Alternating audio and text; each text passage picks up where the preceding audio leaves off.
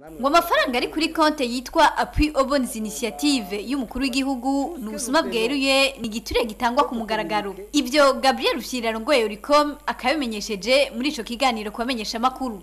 Kandi nagenda babwire yuko hejuru y'ayo mafaranga umwe isosiyete yose itanga mwumvise ko twebwe tumaze kwegeranya amamiliyaridi hafi 4 amaze gutangwa, ayo nayo twabonye kuko hashobora kuba hariho n'ayandi.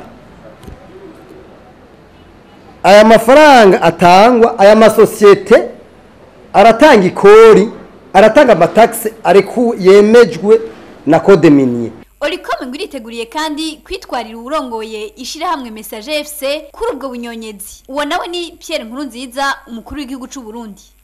Ikibazo rero gihambaye ngaha ni iki?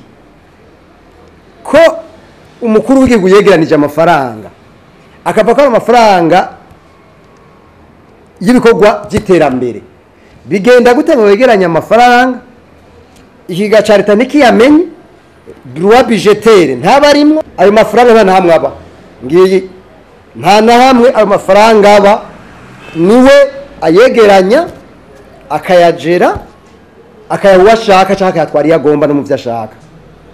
Ivyo rero ndabibabwiye niko bimeze. Aya masosiyete nayo nibafise ibibazo nk'ivyo.